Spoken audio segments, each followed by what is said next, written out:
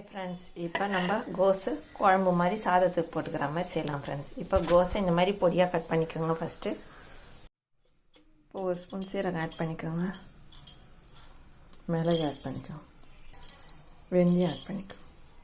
இப்போ இதை நல்லா வறுத்துட்டு தட்டை எடுத்து ஆற வச்சிடலாம். ஃபஸ்ட்டு கடாய் வச்சு எண்ணெய் ஊற்றி கடுகு ஆட் பண்ணிக்கோங்க, பெருங்காயம் ஆட் பண்ணிக்கோங்க,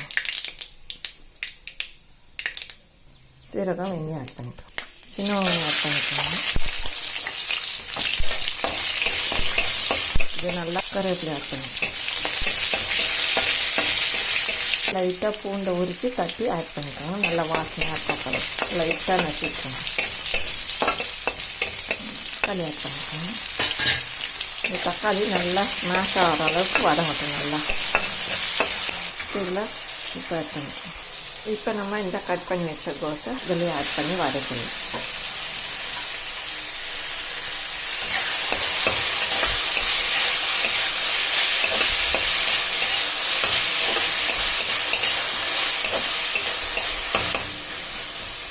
இப்போ இதை தட்டு போட்டு மூடிடுங்க. கொஞ்சம் நேரம் வதங்கட்டும், ஒரு 10 நிமிஷம். இப்போ இந்த பேபி பொட்டேட்டோ வந்தால் இந்த கோஸ்லேயே இந்த உருளைக்கிழங்கை கட் பண்ணி ஆட் பண்ணிக்கலாம். நல்லா டேஸ்ட்டாக இருக்கும் இந்த குழம்பு. இப்போ இந்த மாதிரி வட்டமாக மூத்தாக கட் பண்ணிக்கோங்க. தோலோடே கட் பண்ணிக்கோங்க, அப்போ தான் டேஸ்ட்டாக இருக்கும் அந்த குழம்பு. இப்போ இந்த கோஸ் வதங்கிச்சு. இப்போ நம்ம இந்த அரிஞ்சு வச்ச உருளைக்கிழங்கை இதில் ஆட் பண்ணிடலாம். இப்போ இது ரெண்டுத்தையும் நல்லா கலக்கிடுங்க. கலரி விட்டுட்டு மிளகாத்தூள் ஆட் பண்ணிடும். இப்போ இதுக்கு தேவையான அளவு மிளகாத்தூள் ஆட் பண்ணிக்கோங்க.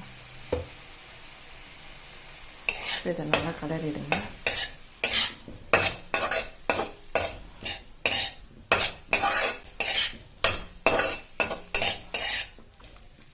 இப்போ நல்லா வதங்கட்டும், தட்டு போட்டு மூட்டும்.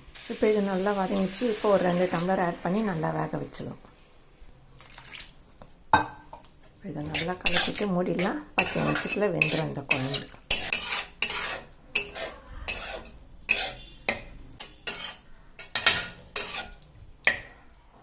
இப்போ இதை மூடிடுங்க. 10 நிமிஷம் அப்படியே இருக்கட்டும். நல்லா கொதிச்சு உங்களுக்கு தொட்டுக்க வைக்கலாம். இந்த எண்ணெய் ட்ரேயில் இதை எண்ணெய் ஸ்ப்ரே பண்ணிவிடுங்க ட்ரேயில். இப்போ இந்த உருளைக்கிழங்கு இந்த மாதிரி ட்ரேயில். இப்போ இந்த சாதத்தில் இந்த கோஸ் உருளைக்கிழங்கு குழம்பு ஆட் பண்ணிக்கோங்க. இதில் நெய் ஆட் பண்ணிக்கோங்க. நல்லா செம்ம டேஸ்ட்டாக இருக்கும் இந்த குழம்பு. இந்த உருளைக்கிழங்கு ஃப்ரை ரெடி ஆகிடுச்சு. இந்த வீடியோ பிடிச்சிருந்தால் லைக் பண்ணுங்கள், ஷேர் பண்ணுங்கள், சப்ஸ்கிரைப் பண்ணுங்கள் ஃப்ரெண்ட்ஸ். டாடா பாய். மீண்டும் அடுத்த வீடியோவில் சந்திப்போம்.